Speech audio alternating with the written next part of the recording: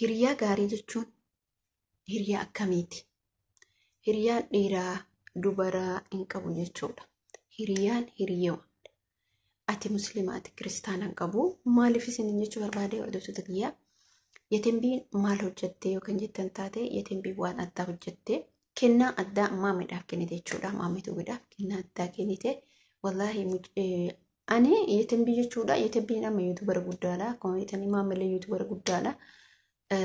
Garuu ani kasee'u yeroo muraasa asiyaan waggaa lama yetembiin yeroo dura Saa'udii turte waanuma erga biyya galte isa battese garuu mootu hiriyyummaan isaanii yetembii fi maammee jechuudha.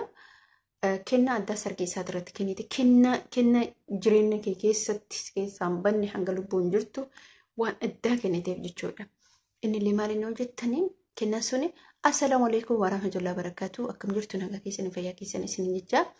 أنا اللي نجاكوت الحمد لله قرأت ربي قال حاجة بس إنك كملت نجا قبض فيا قبض سنين جتة هذا فيديو أنا قبضي سنين دوفي أكون بكمتي مي فيديو كينا لايك ولا شير ولا سبسكرايب ولا جيني رمضان هو مال فكاتا قبي رمضان أكمي إتكوبوفتني ربنا كان أنا أهلي كيس وجين نجا نتيجة سنين حاجة وجدا ورتوف تفك بجمتو تكية أنا اللي الحمد لله رب العالمين قبي رنجرا الحمد لله du'aa bichaa godhuudha akkasii isin jechuu barbaada wanni isin jechuu barbaada tokko akka kabajamtoota kiyya wallahi shamarran takka gaafa dhiiran hiriyaa taate ana biratti waan addaati yeroo amma ani akka ofii kootti jechuudha irra guddinni shamarran ani akka kootti jechuudha dhiira yoo hiriyaa godhatti jaalachuu baatte jaalalaan dhalatti wanni akka dhiiraan jiru shamarran nuti shamarran jechuudha. Gaafa mallolee citi wayii baafna gaafa mallolee maal jenna jechuudha. Dhiirrillee hundaan itti beeka isin hagalu. Yetembiin kennaa addaa isin maammee kennite waa'ee maammee dubbattee hiriyaa gaarii akka ta'e dubbattee waggaa 7 nama wajjin jiraatan jechuudha hiriyyummaa jechuudha. Lakkaa edaa jarri yeroo isin Saa'udii jirtu wal beekan ta'a. Yetembiin amma erga galtee waggaa 2-3 akkas na fakkaata. Jarri san dura wal beekan jechuudha. Maaliif namni amantummaanii waan fedhe ta'e waan fedhe haa ta'u garuu immoo amantummaa namummaa namaati hiriyaa wal godhata keessa walii hiriyaa jechuun gisee ammaa jechuun hiriyaan inni jirtu ani dhugaa rabbii baay'ee tokkotti itti gammade kennaa isin kennite sanitti yetembiin kennaa addaa kennite jechuudha akkuma asirratti argitan kana yetembiin maqaa Allah jedhu hojjettee fi waan baay'ee nama gammachiisu wallaahi lazii mucaa akkamitti yaadde ka jedhu bakkaan himuutuyyuu hammam ijoolleen mucaan sun ortodoksii natti fakkaate yetembiin ijoolleen ortodoksii waa'ee kanarra kan dubbanne taate ijoolleen ortodoksii waa'ee qur'aanaa sirriitti beeku dhugumatti jechuudha garuu keessatti yaada calisa malee waan isin ajaa'ibu ijoollee 3 turanii yeroo ani baradhutti kiristaanaa turan teessoo tokko irratti inni barannaa ture 3 kiristaanaa ijoolleen sun daaqonii baratan jechuudha mana taabotaa deemanii daaqonii baratu hudiin baratu dhugaa hin dubbatu waa'ee quraana kana hin dubbatu beekaa mucaa wayiituun bira jira sun illee sheeka ture hin kaasan yeroo akkana boqonnaa daqiiqaa muraasaaf walitti kaafte jirra jechuun nuti illee bakka akkas teessisanii beekanii miti bakka hin beekan ijoolleen ortodoksii jechuudha ijoolleen ortodoksii waa'ee amantaa musliimaa maal akka ta'e hin beekan jechuudha. Sirriitti beekan garuu immoo beekaatiin hin dubbachuu didan malee ijoolleen ortodoksii taatee kan quraana kennas dubbifu afaan oromootiin dubbiftu hedduutu jira. Ijoollee suni ani garuu dubbadhu jarri hin kaasan waa'ee quraanaa kana keessanii mucaasaa wajjin haasa'u. Maalirraa kana kaasa yetembiin wanti kun kennaa addaati waan addaati ka jettu fudhattee bakka isin jaalala kabaja mucaasaniif qabdu. Hammam iddoo guddaa akka qabduuf wanni kun immoo jireenya isaa keessa guyyaa sargii isaa abadan hin dagadhu ummata hunda gammade jechuudha wallaahi lazii gaasan kennaa addaa isitu kenne kennaan kenname sun kennaa maqaa Allah jedhu san bakka hojjetteef jechuudha wanticha walitti gaxamaniin hojjete sirreessine malee guddaadha akkas girgiddaa irratti laxafama mana keessatti hin hojjette jechuudha hin hojjisiifte isiin jechuudha wallaahi waan addaati waan ajaa'ibaati waan baay'ee tokkotti nama ajaa'iba yeroo jalqabaatiif ijoolleen bakka hin jiraa miti bakka kana yaadachuun isiituyyuu baay'ee tokko nama gara kabaja islaamummaa isiin qabdu agarsiisa jechuudha dhugumaan rabbii amma maamee bichaa jedha malee namni maamee bichaa kennaa san kennite amma kabaja muslimummaa qabdu nama muslimaatiif qabdu.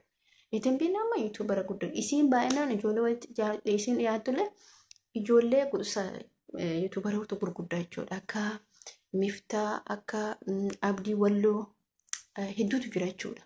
Kana jedheen beeku malee akka Toofiq ammas kutee jiraanni erga haadha manaa gadhiisee xiqqoo mataan shiree jechuun oolu kana jechuudha. Ilaa hiriyyaan musliima ati kiristaan ati maaliin jettu jechuudha. Hiriyyummaa kabajuun wallaahi waan guddaadha jechuudha. Hiriyyaa jechuun hiriyyaa icciitii kee dhoksite. Hiriyaa jechuun hiriyaa keessa keetti mattee. Hiriyaa jechuun hiriyaa yeroo rakkoo yeroo waan hundumaa si bira dhaabatte yeroo gaddallee yeroo gammachuu jechuudha.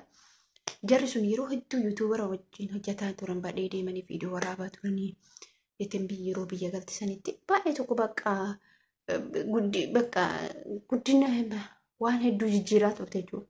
Ijoolleen shamarran jechuun gara yetin biitiin dhufte ijoollee guddachatu jira jechuudha yuutuubitti jechuudha. Akkasuma bakka namoonni isii yeroo sun hojjette akka Toofiq akka ijoollee hedduu wajjin hojjetan jechuudha. Ijoolleen biroo loloo kiristaanaa hin jiranii. Akkasiin jechuu barbaada dhiira qabachuun dubartoonni illee jirti qulfiin dubartootaa jirti jechuudha. Maaliif ka dubbii namaa qabdu ka bakka waan hundas yeroo hundaas bira dhaabatu dubartoonni illee jirti.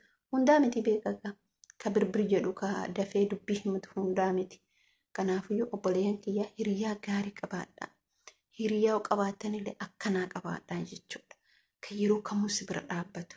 Jarri kun amma isheen dubaraa ishee inni dhiira miti garuu kabaja waliif qaban. Amantaan garuu garagara jechuudha. Kabaja walii qaban jechuudha. Isin amma yetimbii waan san godhu kabaja maammeedhaaf qabdu. Kabaja waan maammeedhaaf qabdu. Kabaja islaamummaa qabduuf waan san gootu akka uummanni musliimaa waan kana jaalatummoo maqaa Allah jedhu kana jaalatummoo isaaf akkanas been kenna ba'uun beeti. Kanaaf waan kana gooteef wanti kun yoomiyyuu isa keessaan badu. Isa dhiisii maatii isii keessaa nooyyuu ni yaadanna jechuudha. Maaliif akkamitti mucaan tun yoo isii argine akkamitti waan kana yaadattee godhuu dandeetti. Hedduu qaba maammeen hiriyoota kiristaanaa ijoolleen wajjin yuutuubii dalagan hin jiran. Garuummoo isheen adda goote jechuudha. Waan ajaa'ibaati waan baay'ee nama ajaa'ibuudha. Maammeen himmootuyyuu rabbiin wajjin umriisiin haadha isaan hariirsuu walla haa'ira ajaa'ibaatiin naannoo booletti fuudha. Ani mucayyoon biyya alaatii galti ta'ee akkas na fakkaata garuu istaayilichi sargichi amaariffa kana dubbisuun beekaa kan ulfaata malee mucaan biyya alaatii dhufte na fakkaata warra yeroo fudhatu boolirraa fudhatee dhufe bakka waan ajaa'ibaati baay'ee tidis nama jedha garuu mootuyyuu isheedha baay'ee tokkotti ulfaata maaliif karaa dheeraa deemtee dhayxee bakka dadhabbina ni qabdi haa ta'u kalas garuu xayyaaraa keessallee ni rafanii bakka haala ajaa'ibaati sargiin isaa sargii ho'aa sargii baay'ee dansaa namatti jedhu bakka akkati kana wajji namoota lama arge mucawollee ijoollee silxee turte achumatti qophaa'anii dhufanii waggaa lama jechuudha achumatti qophaa'anii dhufanii isheen illee achumaa dhuftee uffata sasummaa achuma qabattee dhuftee mucaan sun Dubaay marraa galtee ajaa'ibatti sargii ajaa'ibatti jechuudha. Boolii marraa fudhatee manatti hin galu. Waan ajaa'ibaati jechuudha jedhu akka faashinii jammaramee jira dhugar beedduu takka kan namatti toluudha baay'ee tokko bakka nama gammachiisa. Ijoolleen amma namni akkana faashina akkanaa kana eegale jechuudha maaliif isiif illee waan gaariidha hojjennee amma tokkoffaa isheen bultii isiitti seenti kalas bultii isiitti seenti maaliif hojjettanii gaafa maatii bira galte qabeenya isiisuun ni bittannaa asin eegalee gaafa maatii bira galte qabeenya isiisuun ni bittannaa waajjiru hunduyyuu bitintin jedha bal'aan isii ergaa baafama waan hunduyyuu bakka nuti harkishe dubartiin tamoo harkaa isheetitti qabachuu hin dandeettu jechuudha garuummoo gaariinnatiin isaan godhan bultii isii jaalatte achirraa dhuftee bultii isaan ebaluunatti dhufa hojii baasaa ebaluunatti dhufa kana kennaan hin jiru maatii isii qofa uffisti gaaf 15 allaqa dhumatti dubbe waan ajaa'ibaati immoo faashin ajaa'ibaati baay'ee namatti tola irra guddinaan ijoolleen waan kana dura dalagan ijoolleetti silxee ijoollee guraagee bakka akkas namoota tokko namootatti sabaa kee finfinnee keessa jiraatan ijoollee bakka jiraa miti waan akkasiitti malee namoonni keenya waan akkanaa hin jiru waan akkanaa godhan hin agarre yoo ta'es fudhateetuma manatti hin galawni kaarra qabaatee manumatti hin gala malee ergasii sargii gabaabaa godhaaf malee boolirratti sargii godhachuu kan bakka ijoollee kanaan duuka nama lama argee garuu hedduu jiraachuu danda'a. Namni ofii bee argee jechuudha. Maamee duuka nama lama sanii zimbiloo jedhamu san carraa agarre malee wannaa miti jechuudha. Ofii keenya carraa akkuma isaa argine malee wanta wannaati miti. Mana jaabaatti dhuga baay'ee namatti tola. Baay'ee akka jaabaatti namatti tola. Isin jechuun barbaade shamarran biyya alaa immoo carraa babbareeda qabdu dhiirota gaggaarii akkana kan argattan taanaan qalau.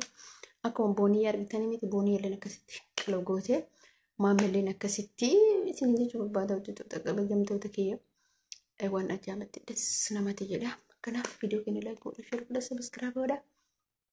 Assalaamu alaikum warahmatullahi wabarakatuh. Hanga viidiyoo biraatiin walitti deebinutti Ramadaan illee